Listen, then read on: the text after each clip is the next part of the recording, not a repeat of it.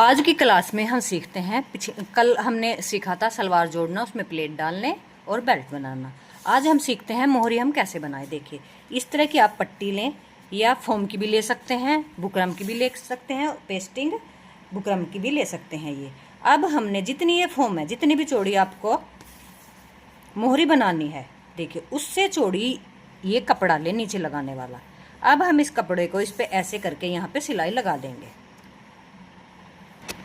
जितनी भी हमारी ये फॉर्म होती है उसके आसपास हम थोड़ा थोड़ा इतनी कोशिश करें थोड़ा सा एक्स्ट्रा कपड़ा हो, क्योंकि कई बार बराबर में जो होता है ना कपड़ा थोड़ा बच जाता है, तो उसमें फिर पतला कपड़ा रह जाता है साइडों में। अब हम इस पे लगा लेंगे सीधी सिलाई। ये देखिए, ये हमने कर दिया है तैयार। ये जो मैं तरीका बता रही हूँ मोहरी बनाने का, बहुत ज़्यादा आसान तरीका है और इसमें झोल वगैरह कुछ नहीं आता, और बहुत जल्दी आप इसमें मोहरी बनाना सीख जाओगे। ये दोनों पोंचों पे सिलाई लग चुके हैं। अब हम ये जो हमने सिलाई लगाई है ना, ध्यान से देखिए, इसके नीचे नीचे ऐसे निशान लगा लेंगे, बिल्कुल बुकरम की जड़ में।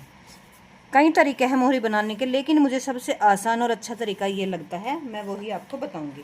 पेन से भी आप लगा सकते हैं,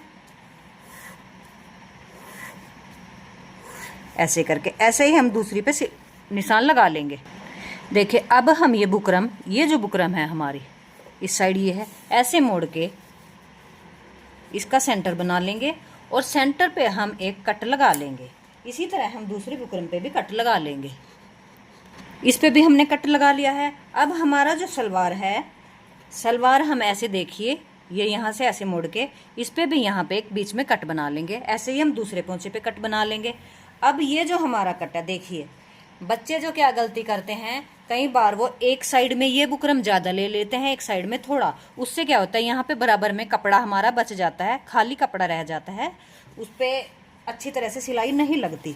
इस तरह से अगर हम ये फॉर्म लगाएंगे, बुकरम लगाएंगे, तो दोनों साइड बराबर बुकरम आएगी। अब हम, ये हमारा सीधा हिस्सा है मोहरी का और ये हमारी बुकरम है। ये जो सिलाई आपने लगानी है, ये लगाई है, ये यहाँ नहीं लगानी, थोड़ी पीछे लगानी है ये वाली। ये मैं बताती हूँ क्यों लगानी है आपको। अब हम इस कट पे रख के, ये कट देखिए, कट है हमारा, कट पे हमने कट रख लिया है। इसको हम ऐसे खोल लेंगे, ये देखिए, इससे झोल वगैरह कुछ नहीं आएगा। और जो हमने ये निशान लगाया है ना, बुकरम से नीचे निशान लगाया था, ये वाला देखिए, इस पे हम सिलाई लगाते जाएंगे। इस बुकरम को कर देंगे हम पीछे, ऐसे हम सिलाई लगा लेंगे। देखिए, ये सिलाई हमने लगा ली है। अब ये सिलाई हम पीछे कर देंगे ऐसे। आप इस पे सिलाई भी लगा सकते हैं, नहीं तो आप डायरेक्ट भी लगा सकते हैं, क्योंकि हमें समय और मेहनत दोनों बचानी है। ये कपड़ा हम, ये देखिए, ध्यान से देखिए, ये कपड़ा हम पीछे करके ऐसे इसके बिल्कुल ही नीचे नीचे किनारे पे हम सिलाई लगाएंगे। कपड़ा हम ऐसे पीछे करते जाएंगे यहाँ पे ऊपर, और ये हम सिलाई लगाते जाएंगे।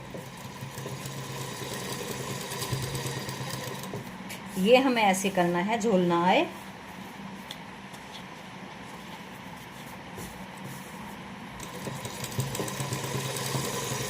आराम से हमें शुरुआत में सिलाई लगानी है, क्योंकि जब एक्सपर्ट हो जाओगे आप, तो आपको कोई दिक्कत नहीं आएगी। ये देखिए, कपड़ा हमने यहाँ पे ऐसे कर दिया, ये कपड़ा ऐसे आ जाएगा। देखिए, सिलाई लग चुकी है। ये यहाँ पे किनारे पे आप देख सकते हैं, दोनों ही पोंचे पे सिलाई लग चुकी है। अब हम ये कपड़ा ऐसे करके यहाँ पे सिलाई लगाते जाएंगे सीधी तरफ से, और कपड़ा ऐसे करते जाएंगे ताकि इसमें झोल ना आए। शुरुआत में ही हमें कपड़ा इस तरह से कर लेना है। अगर शुरू में ही आप कपड़ा यहाँ से खींच दोगे या ऐसे कर दोगे, तो झोल आता चला जाएगा। हमें ये देखना है इसमें झोल तो नहीं है। अब हम हाथ से छूकर देख लेंगे और सीधी तरफ से ही इस पे सिलाई ऐसे लगाते जाएंगे।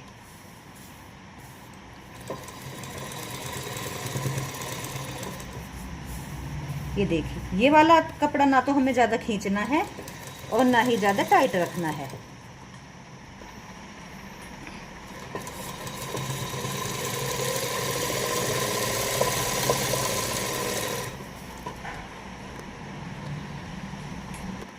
देखिए दोनों पोंचे पे ही सिलाई लग चुकी है, ये भी और ये भी। ये देखिए सिलाई बिल्कुल ऐसे किनारे पे है, यहाँ पे नीचे भी। इतनी बात आप समझ गए होंगे, आगे बताती हूँ क्या करना है।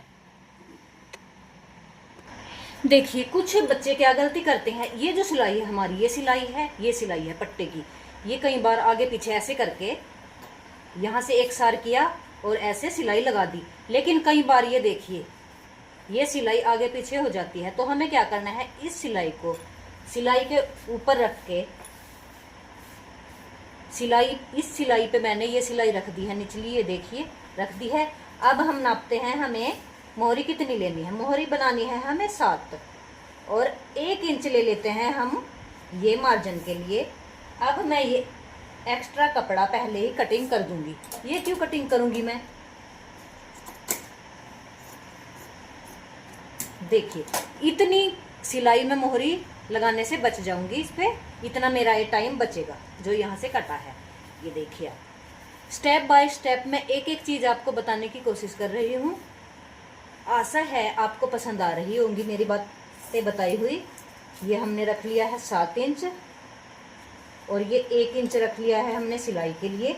बाकी हम पहले ही मोहरी बनाने से पहले ही ये कटिंग कर देंगे। इतना हमारा अब टाइम ये सिलाई लगने से बच जाएगा और हमारा धागा भी बचेगा और समय भी। अब हम इस पे बनाते हैं डिजाइन।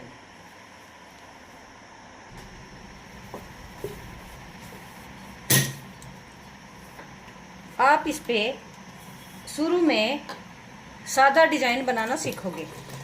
एक बात मैं और बताना चाहूंगी आपको, अगर आप सीखने वाले हैं, शुरुआत में आप 2 कपड़े लें और उस पे ऐसे सिलाई लगाना सीखिए सीधी सीधी, और जैसे हम नाड़ा बनाते हैं ऐसे नाड़ा बनाना सीखिए। इससे क्या होगा, आपकी सिलाई में सफाइयाँ आएंगी। ये देखिए अब हम सीधी सिलाई ये लगा लेते हैं।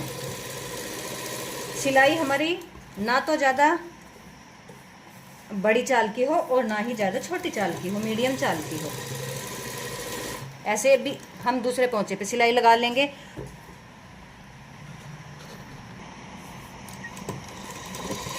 अब हम एक पैर के ऊपर लगा लेंगे सिलाई।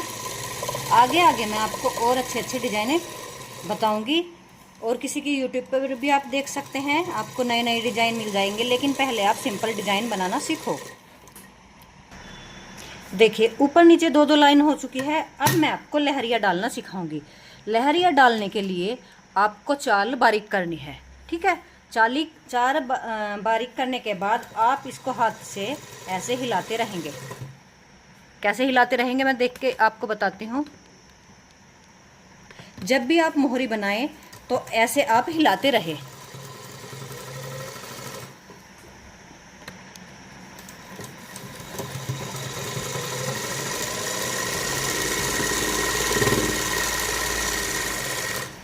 इस तरह से हम चारों लाइनों के बीच में लहरिया बना लेंगे।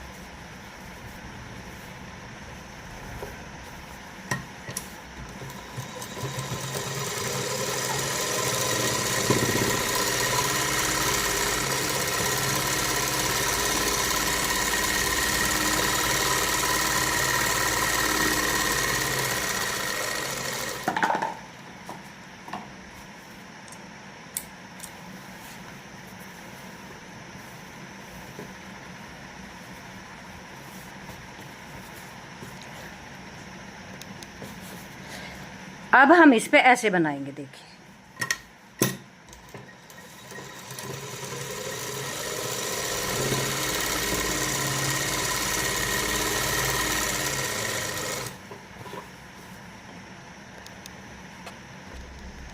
ये हमारी चौथी लाइन है। देखिए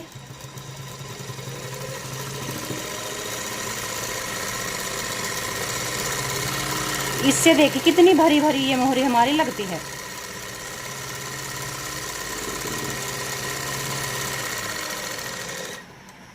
इस तरह हमारे ये मोहरी का डिजाइन हुआ। देखिए इस तरह से हमारी ये मोहरी बनके तैयार हुई है। ये देखिए आप, ये कपड़ा हमारे पास कम था तो हमने मिलता जुलता ये कपड़ा लगाया है। अब मैं आपको बताती हूँ निशान हम कैसे लगाते हैं। देखिए जैसा कि मैंने बताया था, ये सिलाई और ये सिलाई, इसको ऐसे मिलाया, कपड़े को ऐसे फैलाया। हमें पोंचे 7 रखने हैं इसके, तो 7 पे हमने निशान लगाया। अब मैं आपको बताती हूँ निशान हम कैसे लगाते हैं। आप क्या करते हो, कई बार निशान आप ऐसे लगा देते हो, ऐसे लगा के और ऐसे कर देते हो। इससे क्या होता है, झोल होता है। और प्रेस करने के बाद भी ये आप क्या करते हो, स्ट्रेट बनाने के लिए ऐसे आपने निशान लगाया और फिर आपने यहाँ ऐसे कर दिया। ये गलत है। आपको ना तो एकदम ऐसे करना है। देखिए अगर एकदम से आप ऐसे निशान लगाओगे तो उसमें भी यहाँ झोल लटकेगा, बहुत ज्यादा कपड़ा लटकेगा। आपको हल्का मीडियम ऐसे तिरछा रखना है।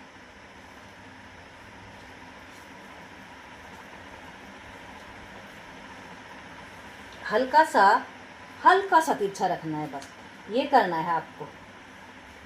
और जब भी आप ये सिलाई लगाएं, ये सिलाई ऐसे खींच के लगाएं तो ये सिलाई टूटेगी नहीं। देखिए यहाँ किनारे से किनारा मिलाया, ये आराम से ऐसे रख दिया और इसमें सुई डाल दी। अब ये हिलेगा नहीं, आगे पीछे नहीं होगा, क्योंकि कई बार यहाँ से आगे पीछे हो जाता है। और ऐसे हमने सिलाई लगा दी। फिर बताती हूँ, ये ऐसे गोलाई नहीं करनी, ऐसे एकदम तिरछा नहीं करना। और अब हम ये लगाएंगे सिलाई खींच के लिए।